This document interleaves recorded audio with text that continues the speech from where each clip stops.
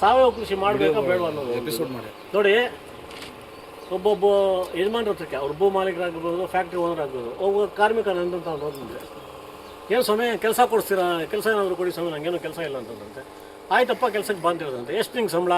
ಸಮಯ ತಿಂಗ್ಳಿಗೆ 1,000 ರೂಪಾಯಿ ಕೊಟ್ಬಿಡಿ, 3 ಹೊತ್ತು ಊಟ ಕೊಡಬೇಕು, ಬಟ್ಟೆ ಕೊಡಬೇಕು ಅಂತಂದಂತೆ. ಆಯ್ತಪ್ಪ ನಿಂಗೆ ತಿಂಗ್ಳಿಗೆ 1,000 ರೂಪಾಯಿ ಸಂಬಳ, 3 ಹೊತ್ತು ಊಟ, ಬಟ್ಟೆ ಎಲ್ಲ ನಾವೇ ಕೊಡ್ತೀವಿ, ನಿಮ್ಗೆ ಇರೋದಕ್ಕೆ ವಸತಿ ಎಲ್ಲ ಕೊಡ್ತೀವಿ, ಬರ್ಬೋದು ಅಂತ. ಆದರೆ ಅಗ್ರಿಮೆಂಟ್ ಮಾಡ್ಕೊಡ್ಬೇಕು ಅಂತ. ಆಯಿತು ಅಂತಂತೆ. ಅವರು ಯಜಮಾನ್ರು ಒಂದು ಕಂಡೀಷನ್ ಹಾಕಿದ್ರಂತೆ ಆ ಕಾರ್ಮಿಕನಿಗೆ. ಏನು ಕಂಡೀಷನ್ನು? ನಮ್ಮ ಮನೆಯಲ್ಲಿ ಯಾರೇನು ಹೇಳಿದ್ರು ನೀನು ಕೇಳಬೇಕು, ಎದುರುತ್ತರ ಕೊಡಬಾರ್ದು. ಒಪ್ಪಳ್ತೀಯಾ? ಆಯ್ತು ಬುದ್ಧಿ, ಎದುರುತ್ತರ ಕೊಡೋದಿಲ್ಲ, ನೀವು ಹೇಳ್ದಂಗೆ ಕೇಳ್ತೀವಿ ಸ್ವಾಮಿ ಅಂತ ಒಪ್ಕೊಂಡ್ರು. ಅಗ್ರಿಮೆಂಟು ಬರ್ಕೊಂಡ್ರು. ಅವ್ರಿಗೆ 500,000 ಅಡ್ವಾನ್ಸ್ ಕೊಟ್ಟರು. ನಾಳೆಯಿಂದ ನಿನ್ನ ಕೆಲಸಕ್ಕೆ ಪಾಪ ಅಂತಂದರು. ಅವ್ನು ಕೆಲಸಕ್ಕೆ ಬಂದ 2 ದಿವಸ ಬೆಳಗ್ಗೆ ಊಟ ಗೀಟ ಇಟ್ಟು ಅವ್ನು ಕೂತ್ಕೊಂಡಿದ್ದ. ಹೆಂಡತಿಗೆ ಹೇಳಿದ್ರಂತೆ ಆ ಮಾಲೀಕರು, ಇನ್ನು ಇವತ್ತು ಬಂದಿದ್ದಾನೆ ಪಾಪ, ಇವತ್ತೇನು ಕೆಲಸ ಮಾಡ್ತಾನೆ, ಹೊಸ್ದಾಗಿ ಬಂದಿದ್ದ, ಬಿಟ್ಬಿಡಿ ಇವತ್ತು ಅಂತ. 2ನೇ ದಿವಸ ಹಂಗೆ ಕೂತ್ಕೊಂಡಿದ್ದಂತೆ. 3ನೇ ದಿವಸ ಕೂತ್ಕೊಂಡಿದ್ದಂತೆ. 3ನೇ ದಿವಸ ಏನಪ್ಪ ನಿನ್ನ ಕೆಲಸಕ್ಕೆ ಇಟ್ಕೊಂಡಿರೋದು, ನೀನು ಬಂದು ಊಟ ಮಾಡಿಬಿಟ್ಟು ಕೂತ್ಕೊಳ್ಳೋಕ್ಕಲ್ಲ ಇಟ್ಕೊಂಡಿರೋದು, ಇದಕ್ಕೋಸ್ಕರ ನೀನು ಬಂದಿದ್ದು ಅಂತಂದರೆ. ಸ್ವಾಮಿ ನೀವು ಅಗ್ರಿಮೆಂಟ್ ಮೊದಲೇ ಬರ್ಸ್ಕೊಂಡಿದ್ದೀರಾ, ನನಗೆ ಅಡ್ವಾನ್ಸ್ ಕೊಟ್ಟಿದ್ದೀರಾ, ನನ್ನ ಅಗ್ರಿಮೆಂಟ್ ಏನಿದೆ ಅದ್ರ ಪ್ರಕಾರ ನಾನು ನಡ್ಕೊಳ್ತಾ ಇದ್ವಿ, ನೀವು ನಡ್ಕೊಳ್ತಾ ಇಲ್ಲ ಅಷ್ಟೇ, ನನ್ನ ನಾಲ್ಗೆ ಒಂದೇ ಇರೋದು ಅಂತಂದರೆ. ಏನೋ ನಾನು ತೆಗೀರಿ ನಿಮ್ಮ ಅಗ್ರಿಮೆಂಟ್ ಅಂತಂದರೆ. ಅಲ್ಲಿ ಯಜಮಾನ್ರು ಏನು ಕಂಡೀಷನ್ ಹಾಕಿದ್ವಾ, ನಮ್ಮ ಮನೇಲಿ ಯಾರೇನು ಹೇಳಿದ್ರು ಕೇಳ್ಕೊಂಡಿರ್ಬೇಕು ಅಂತ. ನಿಮ್ಮ ಮನೇಲಿ ಯಾರೇನು ಹೇಳ್ತಾರೋ ಅದೆಲ್ಲ ಕೇಳ್ಕೊಂಡಿದ್ದೀನಿ, ಮಾಡು ಅಂತ ಏನೋ ನಂಗೆ ಹೇಳಿದ್ದೀನೇನೋ. ವಾಹಿನಿ ಸಮಸ್ಯೆ ಬಂತೋ, ತೋಟಗಾರಿಕೆ ಇಲಾಖೆ ಬಂತೋ, ಇನ್ನೊಬ್ರು ಬಂದ್ರು ನಮ್ಮನ್ನು ಮಾಡು ಅಂತ ಹೇಳಿದ್ರ. ಇಲ್ಲಿ ಬಂದು ನೀವು ಕೆಲಸ ಕಟ್ಬಿಟ್ಟು ಇಲ್ಲಿ ಕೂತ್ಕೊಳ್ಳಿ, ಹೆಂಡತಿ ಮಕ್ಕಳು ಮನೇಲಿದ್ದಾರೆ, ಅವ್ರು ತೋಟದಲ್ಲಿ ದುಡಿತಾ ಇರಲಿ, ಇಲ್ಲ ಟೈಮ್ ಪಾಸ್ ಮಾಡ್ಕೊಂಡ್ಬಿಟ್ಟು ಹೋಟ್ಲ್ ತಿಂಡಿ ತಿಂದ್ಬಿಟ್ಟು ಟೀ ಕುಡಿದ್ಬಿಟ್ಟು ಮನೆಗೆ ಹೋಗಿ ಅಂತ ಹೇಳಿದ್ದಾರೆ. ಅವತ್ತು ಮಾಡು ಅಂತ ಏನಾರು ಹೇಳಿದ್ರು ಯಜಮಾನ್ರೆ, ಮಾಡು ಅಂತ ಏನಾರು ಹೇಳಿದ್ರ? ತಿಳ್ಕೊಂಡಿರ್ಬೇಕು.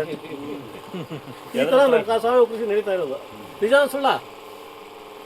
ಇಂಥ ಸ್ಕೀಮ್ಗಳು ಎಷ್ಟೇ ಬರಲಿ, ಒಂದು ಮಾತು ತಗೊಳ್ಳಿ, ಈ ರೈತ ಅನ್ನೋರಿಗೆ ಒಂದು ಸಂಕಲ್ಪ ಅನ್ನೋದಿದ್ರೆ ಯಾವ PK ಬೇಡ, ಯಾವುದೂ ಬೇಡ, ನಾವು ಮಾಡಿಬಿಟ್ಟು ಅವ್ರು ತೋರಿಸ್ಬೇಕು.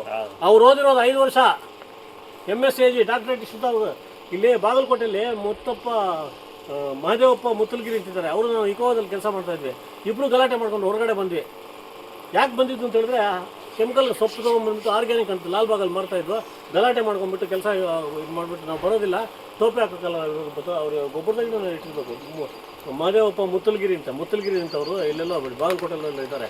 ಆ ಥರ ಇಲ್ಲೇನಾಗುತ್ತೆ ಅಂತ ಹೇಳಿದ್ರೆ, ನಮಗೆ ಮಾಡಬೇಕು ಅನ್ನೋ ಒಂದು ಸಂಕಲ್ಪ ಇಲ್ಲಿ ಬಂದುಬಿಟ್ರೆ ಯಾರೂ ಬೇಕಾಗಿಲ್ಲ. ನಮ್ಮ ತಾತ ಮುತ್ತಾತ ಅಂದರು ಎಷ್ಟು ವರ್ಷದಿಂದ, ಸಾವಿರಾರು ವರ್ಷದಿಂದ ಊಟ ಇಟ್ಬಿಟ್ಟು ಈ ಜಮೀನು ಹೆಂಗಿದೆ ಅಂತ ಹೇಳ್ಬಿಟ್ಟು ಎಲ್ಲ ಮಾಡ್ಕೊಂಡು ಬಂದಿದ್ದಾರೆ. ಅವರು ನಿಜನ ಸುಳ್ಳ? ಮಣ್ಣು ಅಂತಂದ್ರೆ ಏನು ಅಂತ ಅವ್ರಿಗೆ ಗೊತ್ತಿದೆ. 5 ವರ್ಷ ಓದ್ ಬಂದುಬಿಟ್ಟು ಸೂಟು ಬೂಟು ಹಾಕೊಂಡ್ಬಿಟ್ಟು ಡಮ್ ಅನ್ನೋಷ್ಟೊತ್ತಿಗೆ, ಅವ್ನು ಚೀಟಿ ಬರ್ಕೊಳ್ಳೋಷ್ಟೊತ್ತಿಗೆ ಇದೇ ಔಷಧಿ ಬೇಕು ಅಂತ ನಾವು ತೊಗೊಂಬಂದ್ರೆ ಏನು?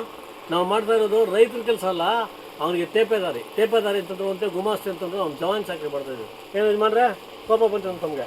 ನಿಜನ ಸುಳ್ಳ? ನಾನು ಹೇಳಿರೋದು ತಪ್ಪೇನಾದ್ರು ಇದ್ರೆ ನಿಮಗೆ ಕೋಪ ಮಾತ್ರ ಕೇಳ್ತಾರೆ.